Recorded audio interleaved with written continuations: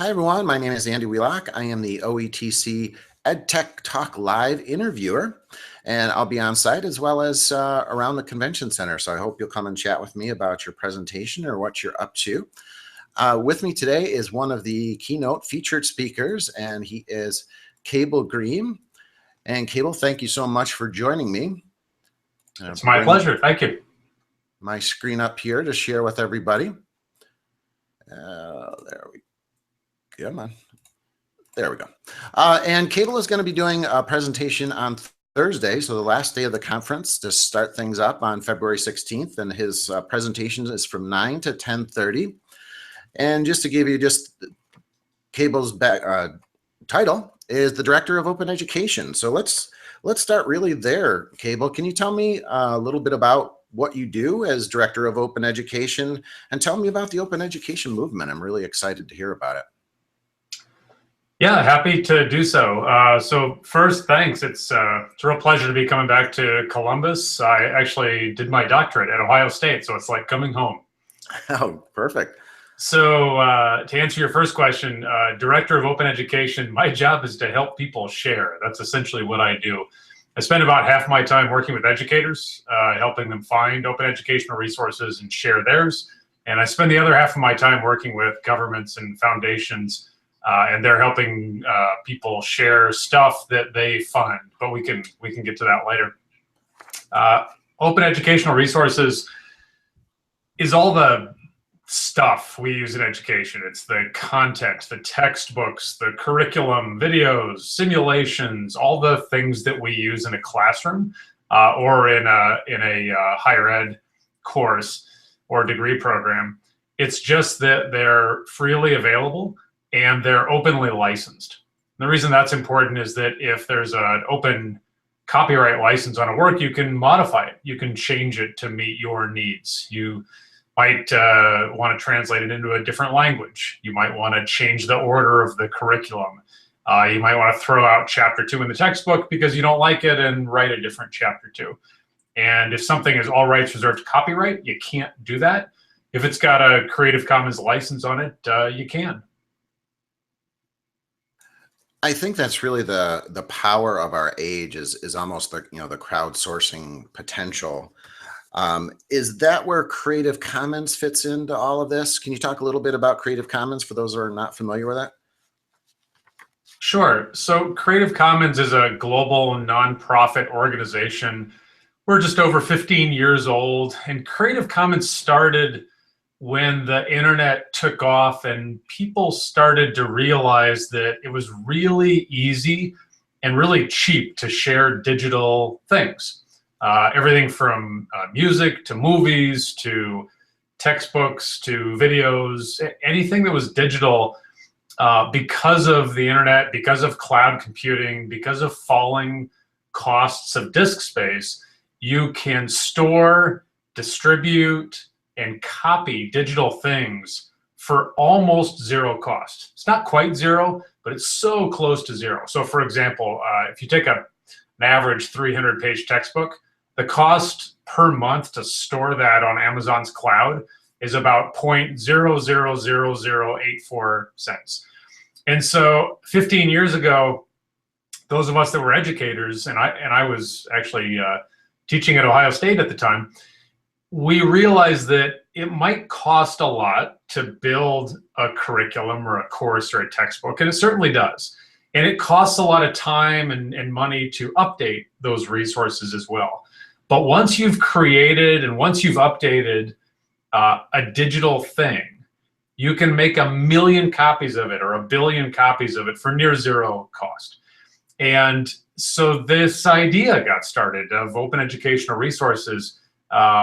And people said, we should share all this content we're producing. However, it's all rights reserved copyright, and it's illegal for other people to make copies. It's illegal for other people to modify it. And so this was a problem. And along comes Creative Commons, a group of lawyers who were intellectual property lawyers. And they said, look, this is a simple fix. What we need to do is we need to create open copyright licenses So in the same way that J.K. Rowling wrote the Harry Potter series, and then when Warner Brothers wanted to make a movie, her lawyers gave a license to Warner Brothers to make a movie. All Creative Commons is, in terms of its licenses, are a set of licenses where the copyright holder or the author, usually the teacher, gets to keep their copyright, and they add an open copyright license or a Creative Commons license on their work, and then the rest of the public has certain rights and certain restrictions on that work. So, for example, some of your viewers might be familiar with CK12 materials. These are ck12.org. It's a website for K-12 high school open educational resources. Another example would be the Khan Academy. Everybody's heard of the Khan Academy and the math videos. All of those resources, both at CK12, and these are like math and science textbooks for high school, and the Khan Academy, all these great videos on kind of all sorts of topics. Both of those sets of resources have Creative Commons licenses on them. What that means is Sal Khan is still the copyright holder of his videos, but Sal has chosen to put an open license on his videos so that other people can make copies, so they can be translated into different languages, so that you and I might want to remix them. We might want to take some of the videos apart and mash them together in a new way. And that Creative Commons license lets us do that. Listening to your answer kind of brought me back to, and I had asked, I've asked a few people about this concept. Is I was at the ISTE conference last year, and Micheo Kaku, the physicist, talked about how education and medicine were the next big professions to be digitized. Do you agree with that? And do you think Creative Commons and Open Ed Movement is really a piece of that digitization process, where basically students will have access to materials wherever they go? Yeah, I think that's right. The mechanics, the technical aspects of open education are pretty simple, right? We're already building digital things when we're building educational resources. All the textbooks for 15 years, all the curriculum, it's all digital. We still use print. We still print out a lot of it, and that's okay. OER can be print, but of course it's digital where you get the efficiencies in terms of cost. And it's digital where we can make 1 million copies and give them away for free. The hard part of open education is not the technical aspects. The technology, easy. The licensing, piece of cake, and it's free. Creative Commons doesn't cost anything. The hard part is the culture change, right? It's that shift from it's mine and I'm the only one that can use it, and I create the best intro to psychology materials, and nobody else could be as good as what I teach at Ohio State University or what I teach in my 8th grade classroom. Kind of shifting away from that and shifting toward, I'm a teacher or I'm a professor, and I'm going to find the best resources around the planet that are going to work for my students. And I'm going to find openly licensed things that I can legally make copies of, give them away for free to my students, modify them to meet my students' needs, and then actually have my students, as part of their assignments in the class, update that curriculum. So rather than just coming into my class and learning chemistry in the old, boring way where we sit in rows and listen and then take a test and turn in our exam, which is kind of what I had to do. Now students, when they're in a class where there's open educational resources, the assignments are more like, yes, you need to learn foundational chemistry for the first half of the semester, but in the second half, we're going to give you some new chemistry articles that just came out of peer-reviewed journals that are up to date. And in fact, our textbook is out of date because it was published last year. And so your assignment is to, Julie and Cynthia, you're going to update chapter 2. And your names are going to be on that. You're going to be authors. And this book is openly licensed. So not only do we have access to it, but the rest of our Columbus School District has access to it. And we've actually got this up in the OER Commons repository. And so in fact, the whole world has access to your updated chapter 2. So do a good job, right? Your writing, it better be top notch. There better be no plagiarism. Your citations had better be just so, because the whole world's going to be looking at this thing. And as a student, that's a very exciting assignment. Like that matters. I'm contributing. Whereas when we're dealing with, what we call disposable assignments, where I turn it in, the teacher throws it away after it's graded, I throw it away. That's kind of a demoralizing exchange of education content. It's much more exciting when you get to contribute and make something better. Yeah, and one of the words that came to mind as you were walking through that is really empowering. So I think it's empowering for the student and empowering for the teacher. And you mentioned, the other adjectives are just excitement. Do you feel like a sense of, you're providing a place for empowerment? I mean, that's got to be kind of exciting piece of your job, isn't it? It certainly is. In K-12, teachers oftentimes talk about being treated like a professional. So, every teacher is skilled, has amazing professional abilities, wants to bring that professionalism into the classroom. But when you are, as my kids have 10-year-old textbooks in the classroom that are all rights reserved copyright, and the teacher has to use this garbage. That's not a set of professional tools to use in that professional learning environment. Whereas when a teacher is trusted with a set of open resources that can be updated, modified, the teacher can add to them, can remix them in the way that she or he knows is going to work best for the students, can reach out and find new resources on the web and weave those in, as all teachers do.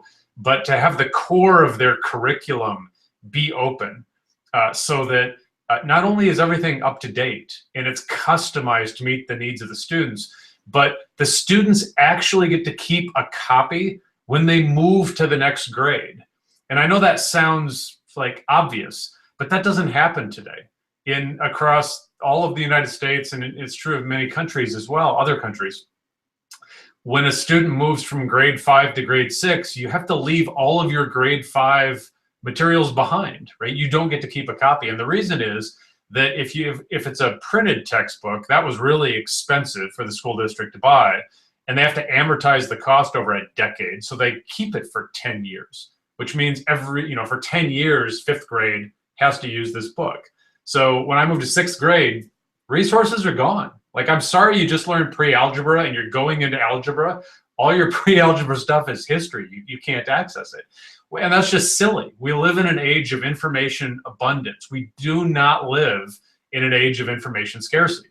And yet, for the most part, we still treat educational resources as if they are scarce. And they're simply not.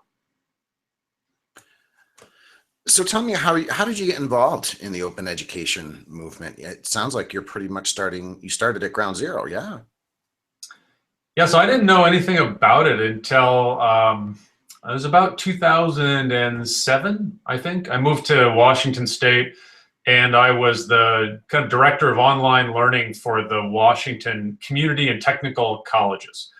And I'd always worked in universities, or I worked at Ohio State for a while. I worked at the state of Ohio at the Ohio Learning Network.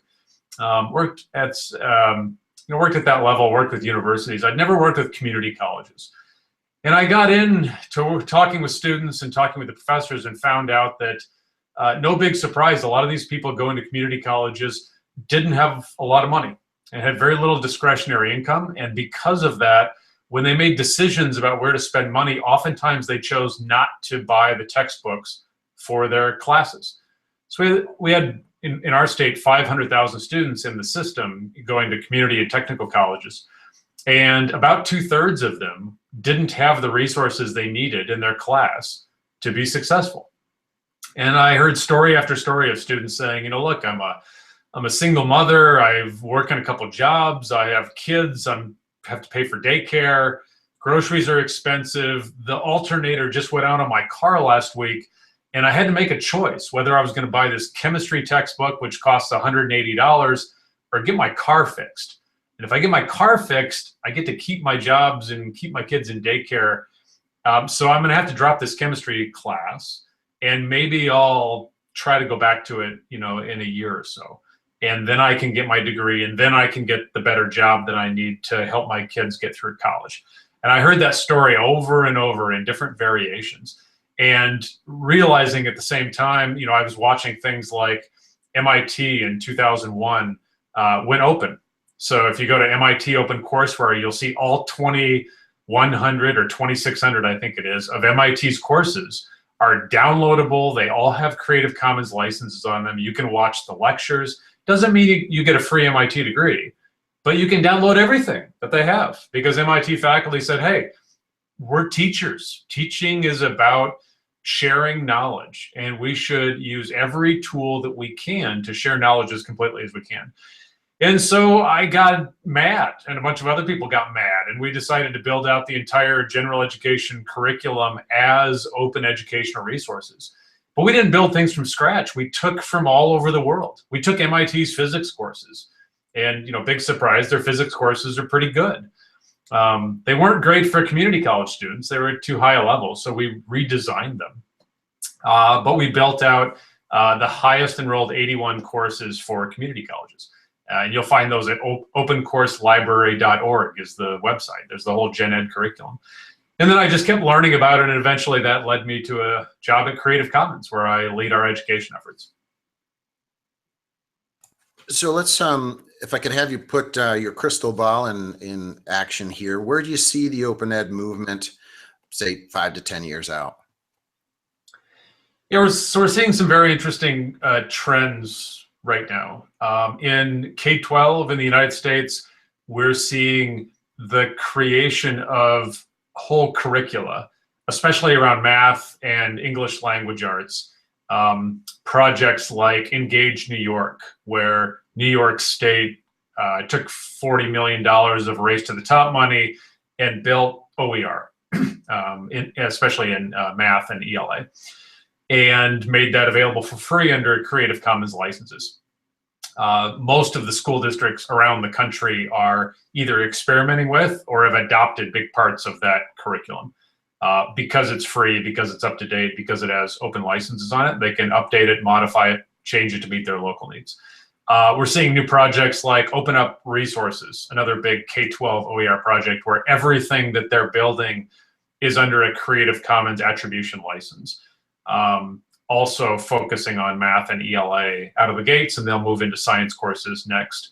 So I think in K-12, what we're going to see are school districts starting to realize that the amount of money that they're spending on education content and the results they're getting is a really bad return on investment, and you're going to see whole districts shifting to OER. In fact, there's a national effort led by the U.S. Department of Education called Go Open. So it's hashtag, if you look on Twitter, you'll see the hashtag and then GOOPEN. And this is, I forget the number of school districts they have. I think they're over 1,000 now, and they have the number of states up there that are participating. But these are states and districts that are moving, big chunks of the K-12 population to OER. That you're going to see that continue.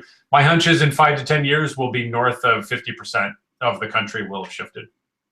In higher education, same type of thing. We're seeing trends with open textbooks. So again, roughly 2/3 of students in public education don't buy the books that are assigned for the class. That's a problem. When you have open textbooks like at OpenStax, which is a project out of Rice University in Texas, it's OPENSTAX. These are extremely high quality, effective, researched open textbooks for all of the, I think they have the top 25 highest enrolled courses for higher education. Those also happen to be books that are taught in many high schools, especially AP classes. It's all free. It's all under a Creative Commons license. There's new projects like out of the University of Minnesota, the Open Textbook Library and the Open Textbook Network, where whole universities are starting to join and shift big classes and or whole degree programs over to open textbooks.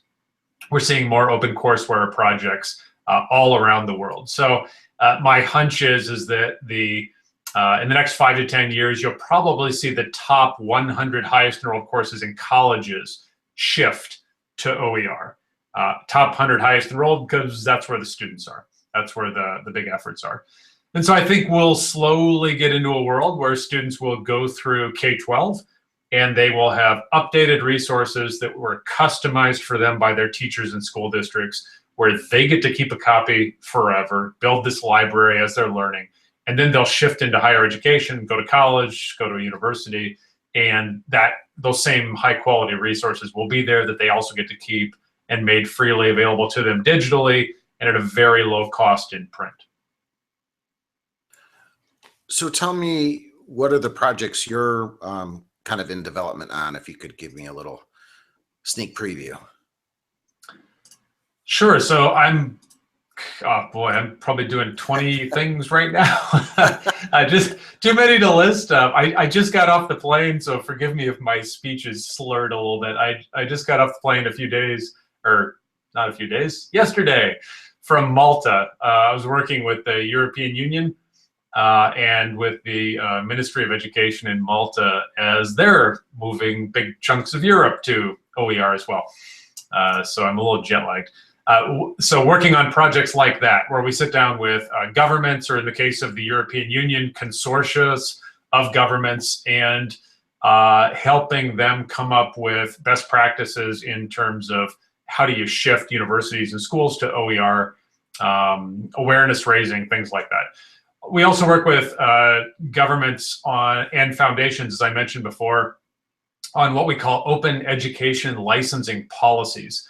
The idea there is that governments and foundations are starting to say, if you take my money, so in the case of governments, if you take this public taxpayer money to produce education resources or maybe research resources, the public that paid for this education content should have access to what it paid for, which kind of makes sense, right? If you and I are taxpayers in the United States and the National Science Foundation gives out a grant to write a report on more efficient hybrid car batteries, you and I paid for that, we should be able to get a copy of the report, read the report, have a Creative Commons license on the Word document of the report so that we could reuse it in our classroom with our children if we wanted to.